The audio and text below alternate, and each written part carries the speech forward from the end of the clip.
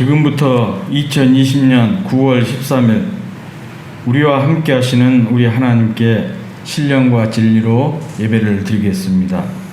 각 가정에서 디아스포라 예배를 드리는 여러분, 온 마음과 정성을 다하여 예배에 참여해 주시기 바랍니다. 우리 다 같이 비전 찬양을 우리 하나님께 드리겠습니다. 우리 보좌 앞에 모였네. 함께 주를 찬양하며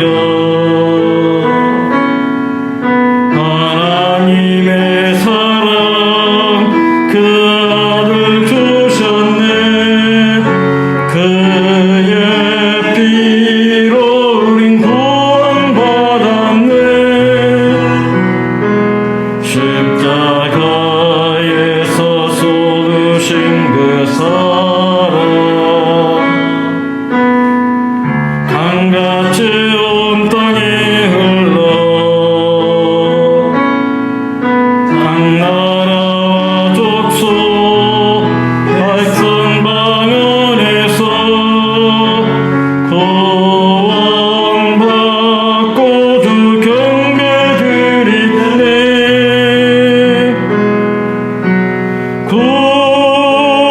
구원하심이 보좌에 앉으신 우리 하나님과 어린 양께 있도다. 구원하심이 보좌에 앉으신 우리 하나님과 어린 양께 있도다.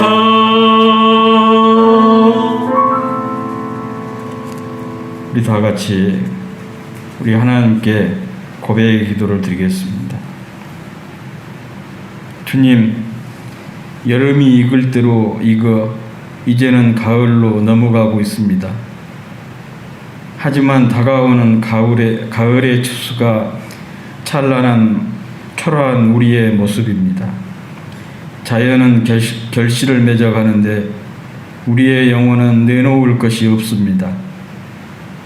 이런 사실이라도 알면 다행인데 마치 잘 익은 열매처럼 행세를 합니다.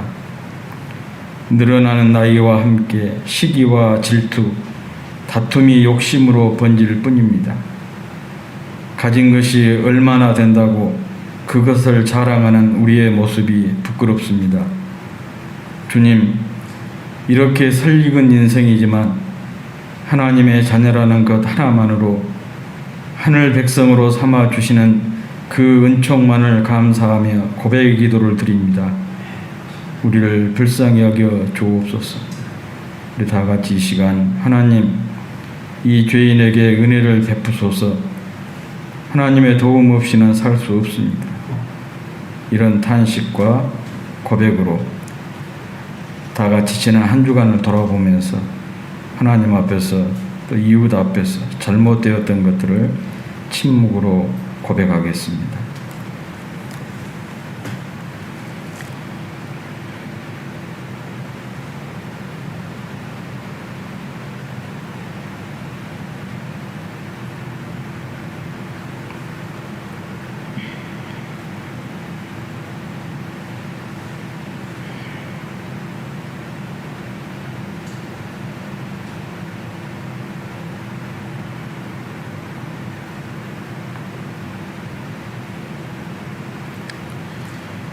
부끄러운 인생을 자녀 삼아 주신 주님, 이 시간도 주님의 십자가만 바라봅니다. 우리의 죄보다 더 크신 주님의 사랑, 주님의 용서에 감사드립니다. 기억하지 못해 고백하지 못한 죄까지 용서해 주심을 믿습니다. 용서의 은혜와 사랑에 힘입어 이제는 주님을 위해, 주님의 몸인 교회와 지체를 위해, 주님 영광을 위해 살겠습니다. 예수님의 이름으로 기도드리옵나이다. 아멘. 예수 결 바꾸셨도다.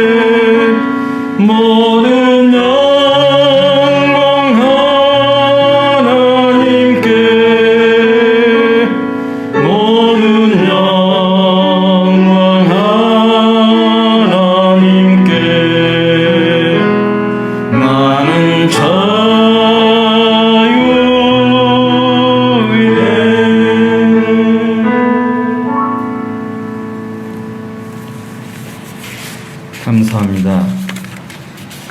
우리의 고백한 모든 죄 우리 주님께서 다 용서해 주셨습니다. 우리에게 이런 용서의 은혜를 베풀어 주신 하나님께 영광의 박수를 올려드리겠습니다. 하루하루가 주님의 은혜이고 그 은혜 안에 우리가 있음을 늘 감사했으면 좋겠습니다. 이 시간에는 사랑하는 가족을 꼭 안고 이렇게 고백하겠습니다. 사랑합니다. 축복합니다. 고맙습니다. 힘내세요. 우리 가족을 이렇게 꼭 끌어안고 한번 이런 축복의 말들을 해주시기 바랍니다. 사랑합니다. 축복합니다. 고맙습니다. 힘냅시다. 어느 때보다도 격려가 또 위로가 필요한 때인 것 같습니다. 가까운 사람으로부터 이런 말을 들을 때 더 힘이 나고 또 위로가 되고 격려가 되는 법입니다.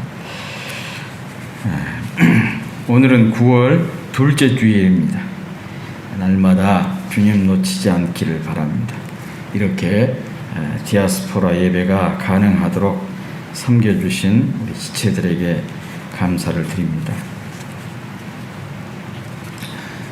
시에서 이제 다시 공문이 왔는데 이 집합 금지 명령, 행정 명령이 떨어졌지 않습니까? 해지가 되고 50명 이하 모임을 가져도 좋다. 그렇게 허락 조치가 바뀌었습니다. 그래서 금주까지는 이렇게 모두 비대면으로 디아스포라 예배를 드리지만 다음 주 9월 20일부터는 전처럼 현장 예배와 디아스포라 예배를 번갈아 가면서 드리도록 하겠습니다. 그래서 다음 주에 20일 날 현장 예배는 아침 햇살 구역, 가까운 구역, 청소년, 청년부가 되겠습니다. 꼭 기억하셨다가 구역장님들이 챙기셔서 다음 주에 현장 예배에 아침 햇살 구역과 가까운 구역과 청소년, 청년부 참여할 수 있도록 해주시기 바랍니다. 매일 밴드에 모두 들어오셔서 말씀과 함께 하루를 시작했으면 좋겠습니다. 많은 분들이 들어오신 것 너무 감사합니다. 지금 욥기를 지금 계속 묵상 중에 있는데 아무튼 이 매일 욥기 한 장씩 읽고 또 묵상을 통해서 성경도 알아가고 하나님의 은혜도 경험하는 그런 계기가 되었으면 좋겠습니다. 다음 주에 교회 미화당번은 여호수아 구역입니다. 아무튼 또 모처럼 우리가 현장 예배를 드리게 되니까 현장 예배 드리는데 어려움이 없도록 청소를 잘 해주시면 좋겠습니다. 그리고 가족과 함께 잠언 말씀 쓰기에 적극 참여해 주시기를 바랍니다. 금주에는 우리 송기훈 집사님 가정 그리고 우리 진우 가정이 다 썼다고 밴드에 올려주셨습니다. 축하드립니다. 아무튼 지금 이제 우리 지역에서 확진자가 나오지 않고 인근 지역에서도 마찬가지고 전국적으로도 많이 완화가 되고 있는 그런 상황이지만 여전히 우리가 이 방역 지침을 잘 지켰으면 좋겠습니다. 그리고 말씀 쓰기와 디아스포라 예배의 모습을 인증샷이나 또 은혜 받은 이야기를 한마디라도 꼭 댓글로 남겨주십시오. 할 말이 없으면 예배 잘 드렸습니다 라는 말이라도 써주시면 좋을 것 같아요. 서로에게 격려가 될 뿐만 아니라 확인이 되기도 합니다. 지난주에도 그렇고 또 지지난주에도 그렇고 여러분들이 적극적으로 이렇게 인증샷을 올려주시고 댓글을 달아주시니까 서로에게 얼마나 그 은혜가 되고 도전이 되고 무엇보다도 제가 참 보람이 있었습니다. 꼭 금주에도 그렇게 해주시면 좋겠습니다. 새삼스럽게 예배 중에 사진을 찍으려고 하면 쉽지 않습니다. 제일 좋은 것은 이 광고 시간에 교회 소식 시간에 찍는 게 가장 좋습니다. 지금 찍어두시면 좋을 것 같습니다.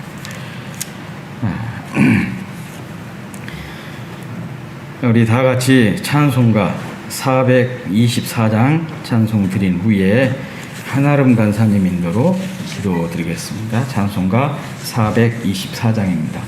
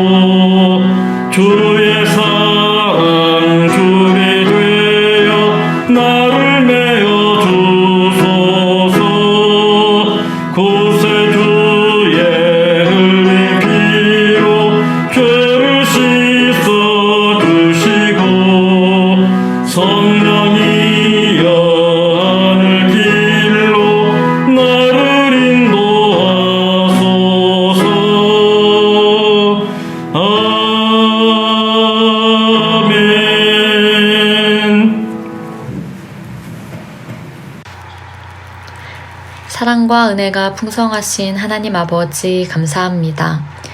뜨거운 여름이 지나고 선선한 바람으로 만물이 주는 기쁨을 느끼게 하심에 감사합니다. 지난 여름 동안 전염병으로 자연재해로 힘든 시기를 겪은 많은 이웃들이 있습니다.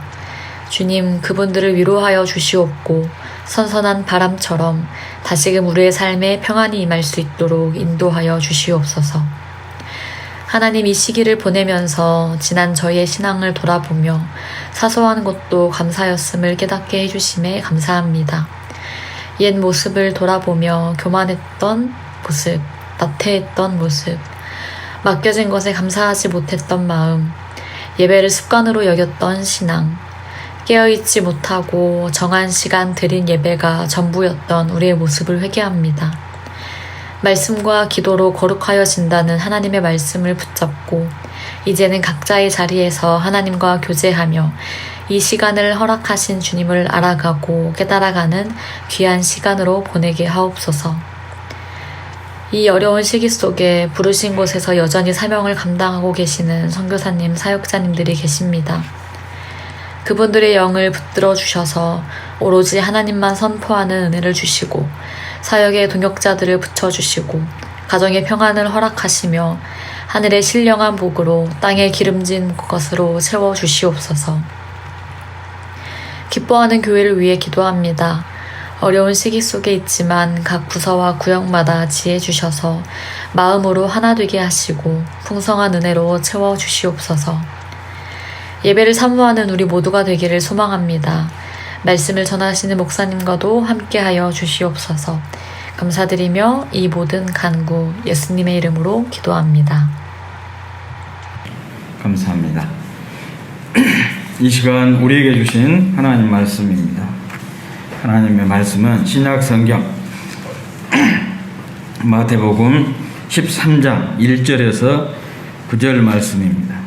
신약 성경 20페이지 마태복음 13장 1절부터 9절 말씀, 신약 20면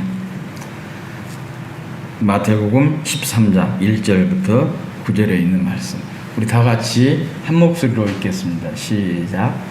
그날 예수께서 집에서 나가사 바닷가에 앉으심에 큰 무리가 그에게로 모여 들거늘 예수께서 배에 올라가 앉으시고 온 무리는 해변에 서 있더니 예수께서 비유로 여러 가지를 그들에게 말씀하여 이르시되 씨를 뿌리는 자가 뿌리러 나가서 뿌릴새 더러는 길가에 떨어짐에 새들이 와서 먹어버렸고 더러는 흙이 얕은 돌밭에 떨어짐에 흙이 깊지 아니하므로 곧 싹이 나오나 해가 돋은 후에 타서 뿌리가 없으므로 말랐고 더러는 길떨기 위에 떨어짐에 가시가 자라서 기운을 막았고 더러는 좋은 땅에 떨어짐에 어떤 것은 100배 어떤 것은 60배 어떤 것은 30배의 결실을 하였느니라. 귀 있는 자는 들으라 하시니라. 아멘. 시간에는 전수하님을 통해서 어린이부 설교 말씀을 듣겠습니다. 친구들아,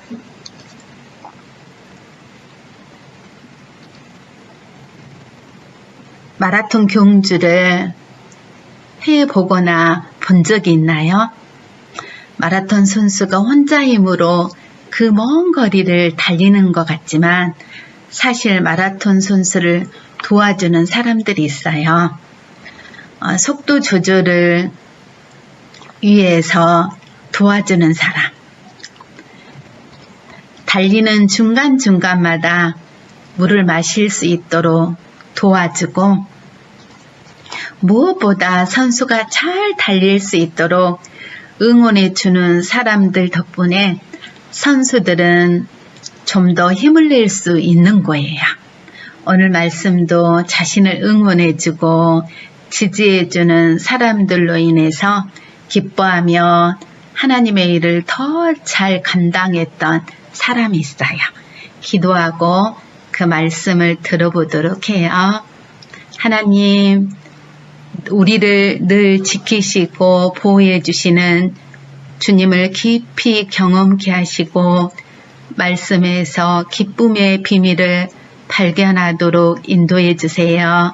예수님 이름으로 기도드려요. 아멘.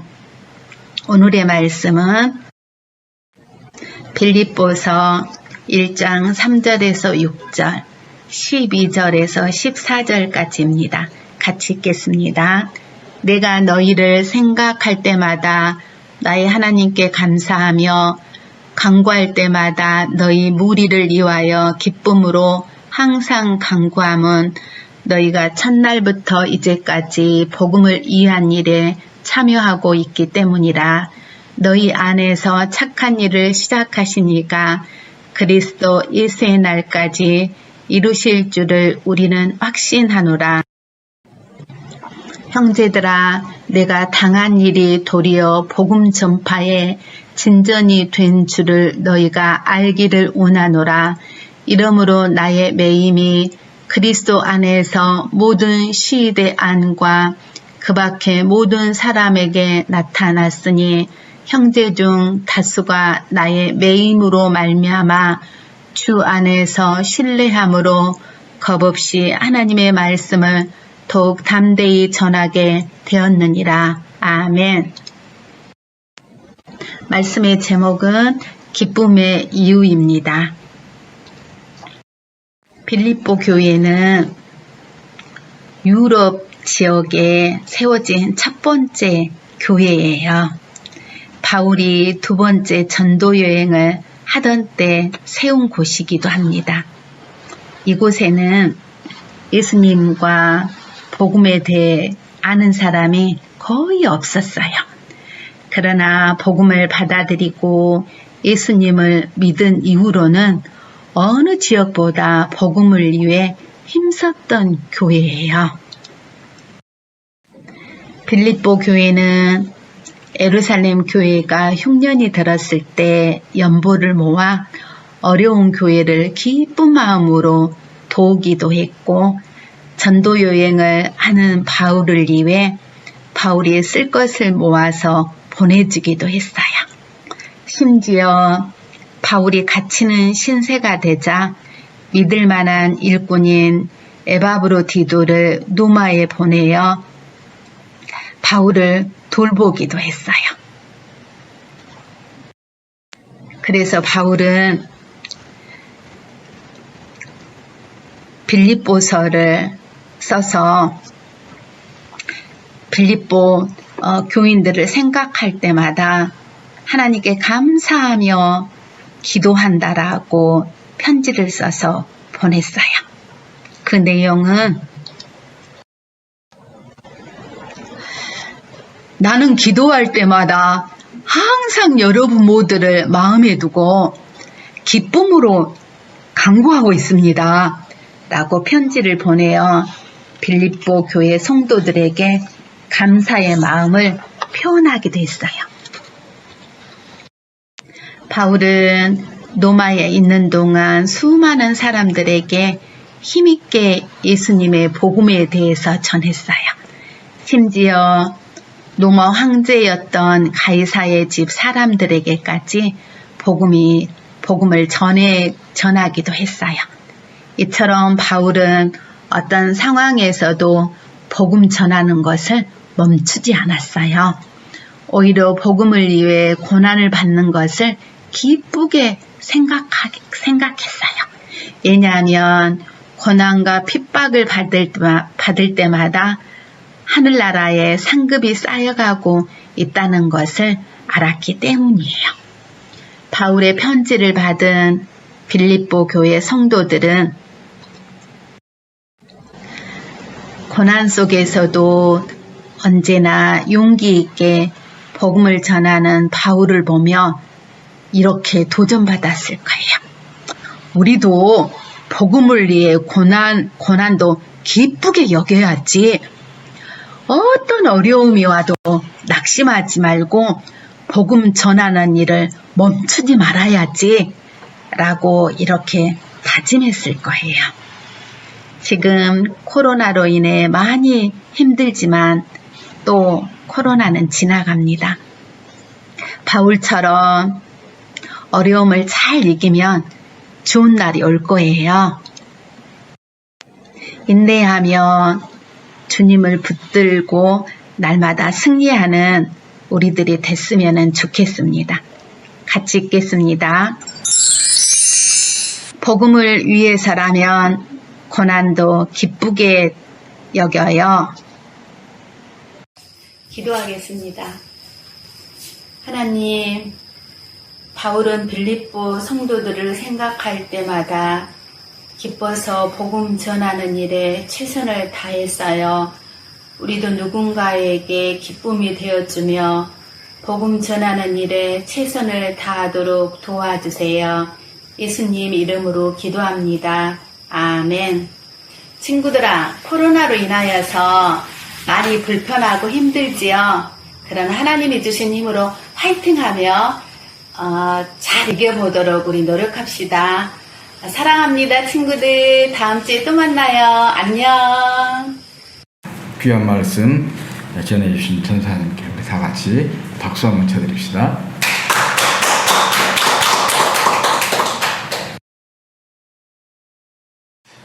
미국 남북전쟁 때 있었던 그 일화입니다. 한 백인 병사가 부상을 입고 야전병원으로 실려왔습니다.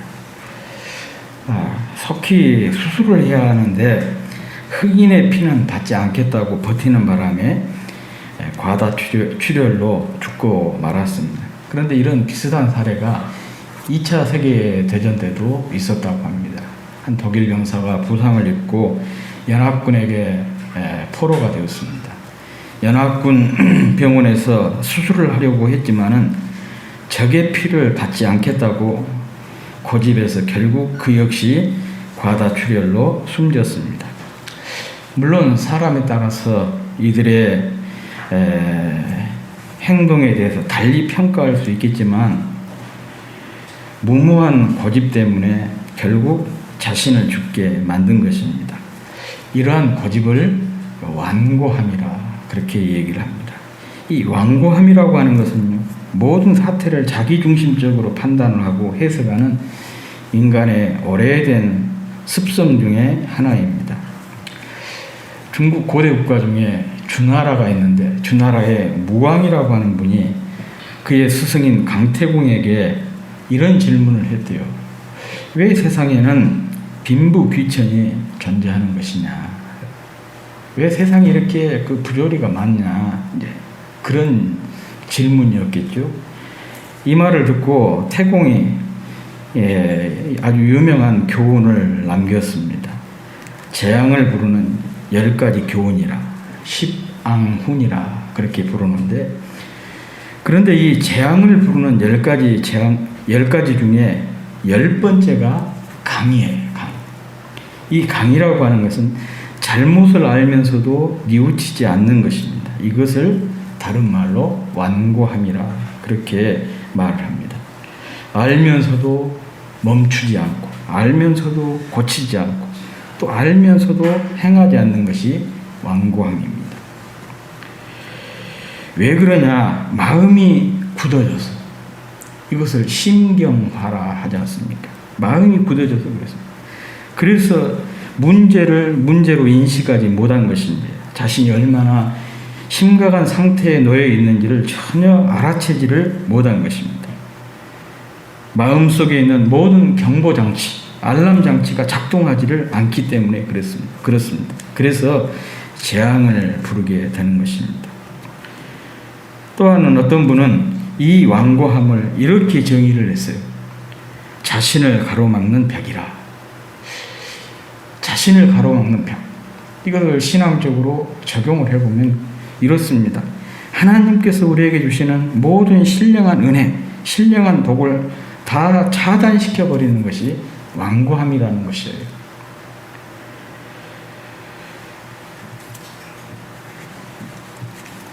그러니 이 완고함은 은혜의 차단벽, 또 축복의 차단벽, 생명의 차단벽입니다. 다시 회복할 수 있는 기회, 다시 시작할 수 있는 기회, 다시 새롭게 변화할 수 있는 기회, 이런 모든 기회를 다 차단시켜버리는 차단벽이 바로 완고함이라는 것이죠. 이런 의미에서 이 완고함은 하나님의 은혜, 또 하나님의 사랑, 하나님의 복, 하나님의 생명, 심지어는 하나님으로부터 우리를 멀어지게 하는 근본적인 원인이 되는 것이죠. 오늘 이 사실을 오늘 본문을 통해서도 우리가 확인할 수가 있습니다.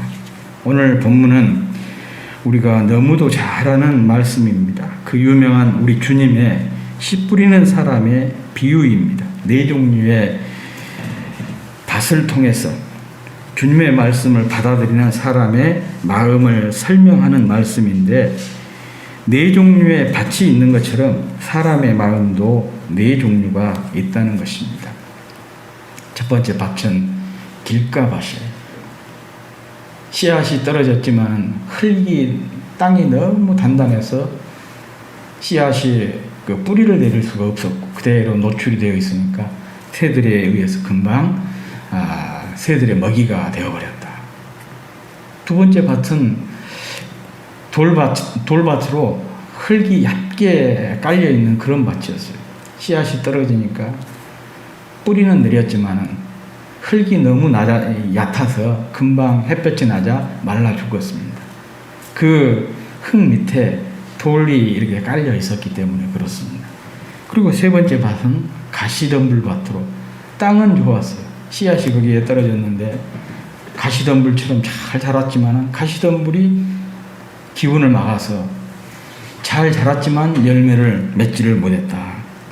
그리고 마지막으로 좋은 땅인데 100배, 60배, 30배의 결실을 맺었다. 그런 내용의 말씀입니다. 이것은 주님의 말씀을 받아들이는 사람의 모습을 보여주고 있는데, 결국 이 비유에서 4종류의 밭은 2종류로 나뉩니다. 열매를 맺는 밭과 열매를 맺지 못하는 밭이죠. 좋은 밭을 제외한 3종류의 밭은 열매를 맺지를 못했어요. 제가 이 말씀을 묵상하면서 갑자기 이런 생각이 들었어요. 열매를 맺지 못한 밭이 3종류인 것처럼 열매를 맺은 밭도 세 종류로 주님께서 말씀하신 것이 아닐까 그런 생각을 해봤어요. 왜냐하면 좋은 밭이 100배, 60배, 30배 결실을 맺었는데 물론 밭의 그 나무의 종류, 나무에 따라서 같은 밭에서 자라도 어떤 나무는 많이 열리고 어떤 나무는 적게 열릴 수가 있어요. 그런데 사실 주님의 이 비유는 나무에 대한 얘기가 아니고 밭에 대한 얘기거든요. 그러니까 좋은 밭이라도 어떤 밭은 소출이 많고 또 그 다음으로 많고 또 세 번째로 많을 수가 있다는 것이죠. 어떤 밭에서는 100배의 소출을 올리고 어떤 밭에서는 60배, 30배의 소출을 낼 수가 있다는 거죠. 그런 점에서 우리가 열매를 맺는 것도 참 중요하지만은 주님이 우리에게 기대하시는 것은 단순히 열매를 맺는 것으로 그친 것이 아니라 많은 열매, 좋은 열매를 많이 맺는 것을 주님이 우리에게 기대하신 것이 아닌가 그런 생각을 본문을 묵상하면서 생각을 해보게 되었습니다. 특히 이 중에서 씨앗이 뿌리를 내리지 못한 길가밭을 이 시간 한번 생각을 해보고 싶습니다. 사실 이 밭은 사단의 공격을 가장 쉽게 받는 밭입니다.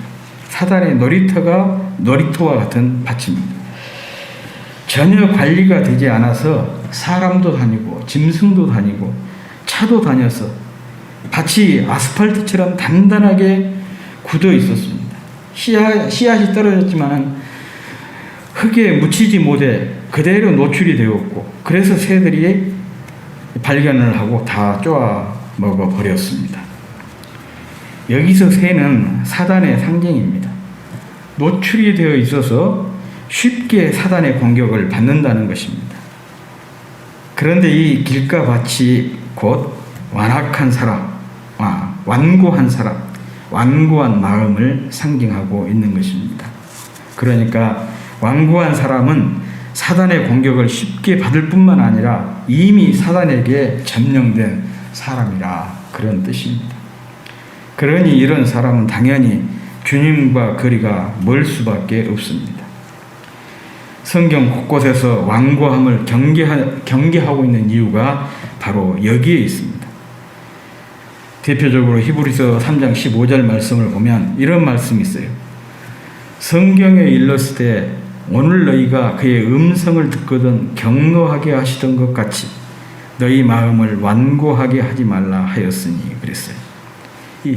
우리 마음이 완고하게 되는 것은 하나님의 노를 격발시키는 일이라는 것이죠. 구약 성경에서 이 완고함에 대해서 여러 곳에서 말씀하고 있어요. 에레미야서도 보면은 유다가 멸망하게 된 원인이 어디에 있느냐? 바로 이 완고함 때문이었어요. 이사야 선지자도 유다 백성들의 그 완고함에 대해서 크게 꾸짖었습니다. 그러므로 주님과의 거리를 좁히려면 이 완고함에서 벗어나야 합니다. 사단이 넘볼 수 없는 좋은 밭이 되어야 한다. 그런 말씀입니다. 그러면 어떻게 우리가 좋은 밭이 될 수 있을까? 이 완고함에서 벗어날 수가 있을까? 그거예요. 한 세 가지로 생각을 해볼 수가 있는데요. 우선은 관리를 잘 해야 돼요. 결국 완고한 길가밭이 된 것은 관리를 하지 않았기 때문입니다. 관리한 사람이 없으니까 아무나 드나들고 아무 것이나 버리고 그래서 단단한 길가밭이 되고 온갖 잡동사니가 쌓인 묵정밭이 되어버린 것입니다.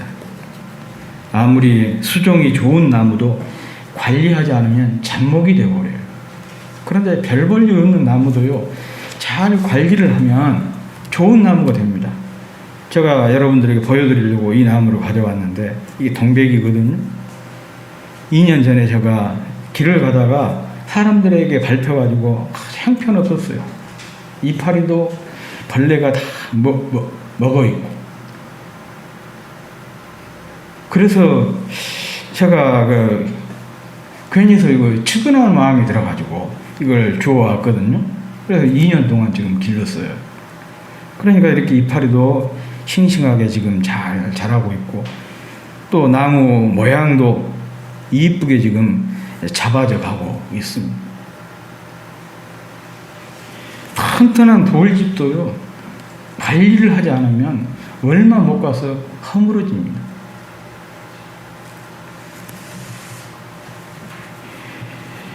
그러므로 경계석을 세워야 돼요. 분명한 소유권 표시를 해서 누구도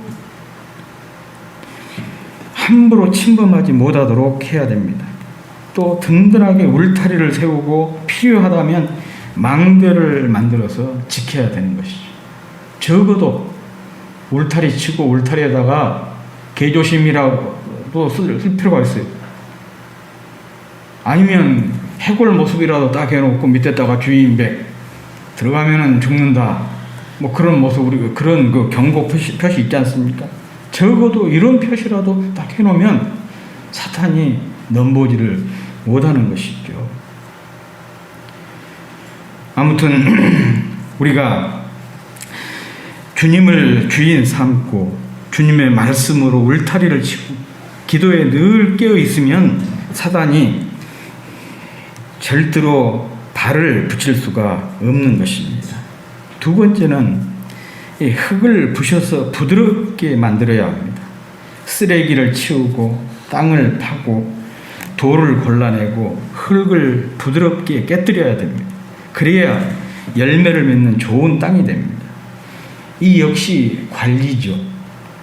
앞에서 말씀드린 경계석을 세우고 울타리를 치고 망대를 짓는 것이 외적인 관리라고 한다면, 땅을 파고 돌을 골라내고 흙을 부드럽게 깨뜨리는 것은 내적 관리입니다. 그래야 물을 뿌리면 물이 스며들고 씨앗을 뿌리면 씨앗이 뿌리를 내릴 수가 있어요. 우리 기독교의 영성을 흔히 깨어짐의 영성이라 그렇게 말씀을 하고 있습니다. 우리가 주님의 은혜 안에 머물고 주님과 거리를 좁히기 위해서는 이 깨어짐의 영성을 가져야 합니다. 완고함이 깨어져야 한다, 그런 얘기예요. 완고한 마음엔 주님도, 주님의 말씀도, 주님의 은혜도, 주님의 능력도 스며들 수가 없습니다. 그리고 마지막으로 지력을 회복시켜야 됩니다. 땅심을 북돋워야 한다, 그런 얘기죠. 저는 이 땅심, 지력을 마음의 온도로 생각을 합니다. 마음의 온도를 높이는 거예요. 건강에 이상이 생기면 손발을 비롯해서 온몸이 차가워져요. 시체의 특징이 뭔지 아십니까? 시체는 굉장히 차갑습니다. 돌처럼 차가워요. 아무리 따뜻한 사람도요, 다 죽고 나면요, 그렇게 싸늘할 수가 없어요. 그런데 현재 우리의 신체의 온도를 1도만 높여도요, 암을 비롯한 각종 나쁜 병균들이 우리 몸에 살 수가 없답니다. 건강이 획기적으로 좋아진다는 거예요. 그래서 한약의 원리라고 하는 게 그거잖아요. 찬 것을 따뜻하게 해주는 거예요. 그러면은 병이 저절로 달아나게 된다는 것이죠. 우리 몸의 장기 중에요, 암세포가 유일하게 침범하지 못한 장기가 있어요. 그게 뭔지 아세요? 네, 그래요. 심장이에요, 심장. 심장에는 암세포가 침범을 못해요. 왜 그러냐? 심장이 뜨겁기 때문에 그런 것이죠.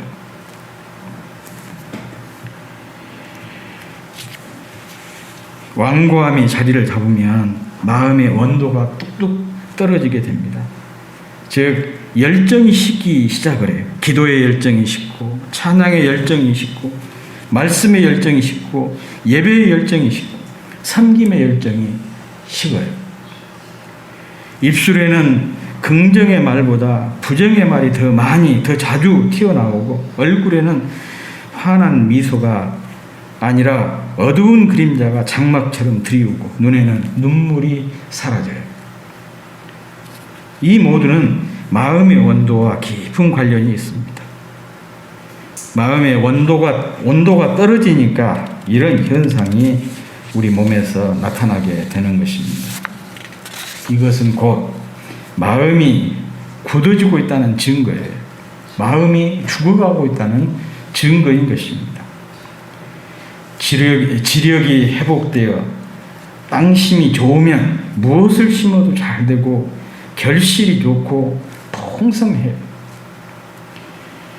백배의 결실을 맺는 최상의 밭이 됩니다. 마찬가지로 마음의 온도가 올라가게 되면 우리의 심령이 부드러워지고 살아나게 되는 거죠. 열정이 살아나는 거예요. 기도가 달라져요. 찬양이 달라집니다. 말씀을 듣는 태도가 달라지고요. 예배하는 모습이 달라져요. 말이 달라지고 얼굴빛이 달라지게 되어 있어요. 이게 바로 마음의 온도가 올라갈 때 일어나는 현상들인 것입니다.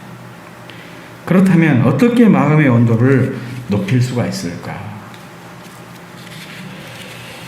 마음의 온도를 높이는 것은 길과 밭을 좋은 밭으로 만드는 세 번째 방법이면서 동시에 결정적인 방법입니다. 이 마음의 온도를 높이는 방법은 다른 게 없습니다. 성령입니다. 성령의 단비가, 성령의 소낙비가 우리 심령 속에 쏟아질 때 자연스럽게 우리의 마음의 온도가 올라가게 되어 있습니다. 비를 맞으면 땅들이 지력이 회복이 되지 않습니까? 비를 맞으면.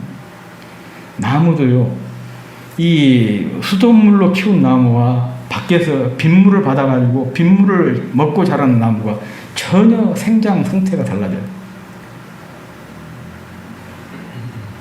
아무튼 이 은혜의 단비, 성령의 소낙비를 우리가 맞으면 자연스럽게 우리 마음의 온도가 회복이 되고 올라가게 됩니다.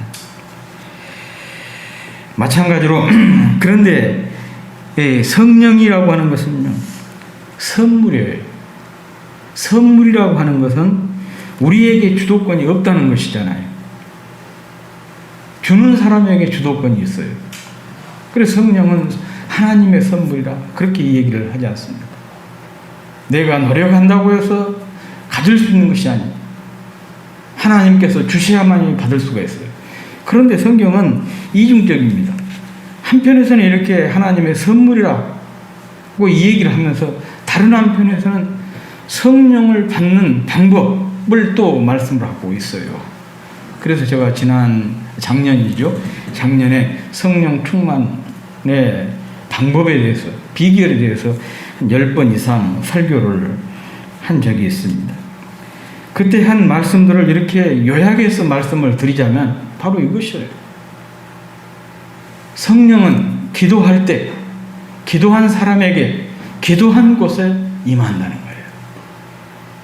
성령은 찬양할 때 임하고요, 찬양한 사람에게 임하고 찬양하는 곳에 임합니다. 성령은 말씀을 들을 때 또 말씀을 듣는 사람에게 말씀을 듣는 곳에 성령이 임하게 됩니다. 성령은 예배할 때 예배하는 자에게 예배하는 곳에 성령이 임하신다는 것이에요. 결국 이 말은 무슨 말입니까? 이와 같은 경건한 활동들이 마음의 온도를 높이는 비결이다, 그런 얘기 아니겠습니까? 기도하고 말씀 듣고 말씀을 읽고 말씀을 공부하고 말씀을 쓰고 말씀을 묵상하고 또 찬양하고 예배하고 섬기고, 이런 것들이 성령을 충만의 방법이면서 동시에 우리 마음의 온도를 높이는 비결이다, 그런 얘기입니다. 여러분, 우리가 기왕 신앙생활을 하면서 좋은 열매, 많은 열매를 맺는 삶이 되었으면 좋겠습니다. 그러려면 우리 안에 있는 길과 밭과 같은 완고한 마음을 다 끊어내야 돼요. 완고한 마음을 끊어내기 위해서는 주님의 주권을 분명하게 밝히고 말씀의 울타리를 치고 기도의 망대를 세워야 합니다. 말씀의 망치로 모든 덩어리들을 다 부수고 말씀의 칼로 모든 썩은 것들을 다 도려내고 말씀의 불로 모든 쓰레기들을 다 태우고 또 말씀의 물로 모든 더러운 것들을 다 씻어내야 됩니다. 이렇게 말씀과 기도가 있는 곳에 성령의 부으심이 따릅니다. 그러면 모든 차단벽들이 우리 마음에서 사라지게 되는 거예요. 그리고 이렇게 차단벽이 사라지는 그곳으로 주님의 은혜, 주님의 사랑, 주님의 능력, 주님의 생명이 스며들어서 좋은 열매를 풍성히 맺는 좋은 밭으로 바뀌게 되는 것입니다. 저와 여러분의 삶이 주님의 은혜와 사랑, 능력과 생명에 흠뻑 잠긴 좋은 밭이 되기를 주의 이름으로 축복합니다. 우리 다 같이 결단 찬양, 나의 등 뒤에서 찬양 드리겠습니다. 여전히 힘들고 어렵습니다. 그러나 우리는 낙심하지 않는 것은 주님 때문입니다. 우리는 혼자가 아니라 주님이 우리와 함께 하시고 그 주님께서 우리를 여전히 우리 뒤에서, 우리 곁에서 우리와 함께 하시면서 우리를 지켜보고 계시고 또 잘못 갈 때는 바르게 가게 하시고 넘어질 때는 일으켜 세워주시고 허방에 빠질 때는 또 건져주시는 분이 주님이십니다. 이런 주님을 우리가 생각하면서 일어나 걸어라 이 찬양 하나님께 드리겠습니다.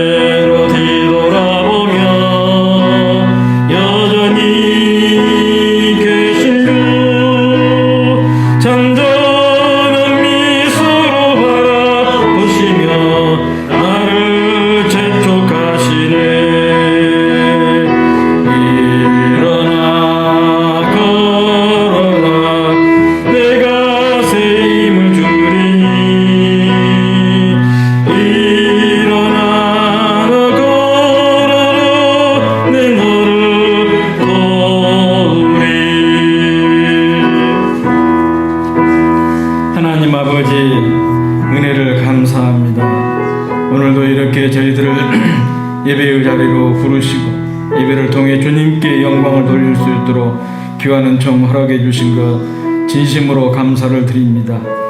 우리 마음을 잘 관리해서 그래서 우리 마음의 원도를 높여서 정말 주님이 기뻐하시는 백배의 결실로 영광 돌리는 좋은 밭들이 다 되도록 주님 축복하여 주시옵소서. 늘 함께 하실 주님께 감사를 드리며 예수님의 이름으로 기도하옵나이다. 아멘. 봉헌하겠습니다. 주께서 주신 모든 은혜 무엇으로 다 보답할까? 자리에서 일어나 주시기 바랍니다. 이 예물과 함께 우리의 몸과 마음 정성을 드립니다. 사랑하는 예수님 나의 향기 받으소서. 거룩하신 하나님 아버지 은혜를 감사합니다. 이 시간도 주의 전에 나올 때 귀한 예물 구별하여 주님께 드렸습니다. 이것을 수합하여 주님 앞에 봉헌하오니 귀한 예물과 함께 예물 속에 담긴 우리 소원과 기도 제목을 들으시고 응답하여 주옵소서. 특별히 소득의 10분의 1을 구별해서 11조 예물 드린 믿음의 손길들을 주님 기억해 주시고 주님께서 말씀에서 약속하신 귀한 복으로 하시는 모든 일들마다 주의 복이 넘치도록 주님 축복하여 주시옵소서. 감사의 예물을 드린 귀한 심령들에게 더욱 감사가 넘치게 하시고 감사로 물든 복된 인생이 되도록 은혜 베풀어 주시옵소서. 사랑하는 지체들을 대표해서 봉헌하는 귀한 가정을 주님께서 복내려 주시고 아버지 하나님 믿음의 가정으로 세우셨사오니 정말 옥토 같은 가정이 되어서 100배의 열매로 주님께 기쁨이 되고 영광이 되도록 은혜 베풀어 주시옵소서. 사랑하는 귀한 가정의 어린 심령들을 주님 기억해 주시고 주님의 은혜 안에서 건강하게 잘 자라도록 주님께서 축복해 주시옵소서. 하나님 아버지 우리 서집사님 하는 일들 가운데도 주의 복이 넘치게 하시고 만나는 사람들에게 감동을 주게 하시고 또한 아버지 하나님 귀한 일을 통해서 주님의 영광을 드러내기에 부족함이 없도록 은총을 덧입혀 주시옵소서. 이 시간도 둘러선 모든 주의 백성들 동일하게 역사해 주시며 하늘의 신령한 복 땅에 기름진 복이 넘치도록 은혜 베풀어 주시옵소서. 특별히 하나님 아버지 각 가정을 제단 삼아 주님 앞에 디아스포라 예배를 드리고 있는 심령들을 주님 기억해 주시고 가정을 축복해 주시고 자녀들을 축복해 주시고 각 가정들이 계획한 모든 일들 가운데 주의 복이 넘치도록 역사하여 주시옵소서. 정말 돌밭 같은 가정, 길가밭 같은 가정들이 옥토 같은 가정으로 변하게 하여 주시옵소서. 그래서 주님께 기쁨이 되고 영광이 되는 귀한 가정들이 다 되도록 은혜 베풀어 주시옵소서. 병약한 형제자매들 주님 찾아가 만나 주시고 주의 성령께서 그 마음을 움직이셔서 그 마음을 적시어 주셔서 마음의 온도가 쑥쑥 올라가게 하시고 모든 육체적인 정신적인 질병들이 다 떠나는 놀라운 은혜 있도록 주님 축복하여 주시옵소서. 몸인 교회 사랑해 주신 것 감사를 드립니다. 섬기는 귀한 종들을 주님 기억해 주시고 섬김 가운데 주의 복이 넘치게 하여 주시옵소서. 특별히 디아스포라 예배를 위해서 헌신하는 귀한 종들을 주님께서 기억해 주시고 이들의 아름다운 헌신을 통해서 늘 예배가 계속 지속되도록 은혜를 베풀어 주시니 진심으로 감사를 드립니다. 늘 함께 하실 주님께 감사를 드리옵고 예수님의 이름으로 봉헌하오며 기도하옵나이다. 아멘.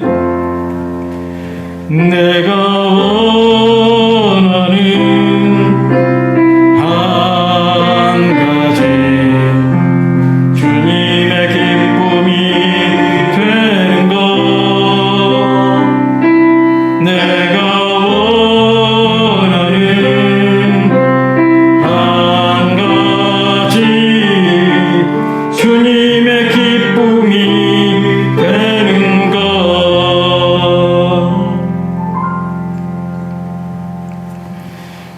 이제는 우리를 죄악 가운데서 구원해 주신 우리 구주 예수 그리스도의 은혜와 하나님 아버지의 한량하시 없는 사랑하심과 힘들고 어려운 시기지만은 은혜 안에서 묵묵히 잘 견디며 살아갈 수 있도록 도우시는 성령님의 감화 감동하신 귀한 은총이 기도로 말씀으로 또 찬양으로 예배로 우리 가운데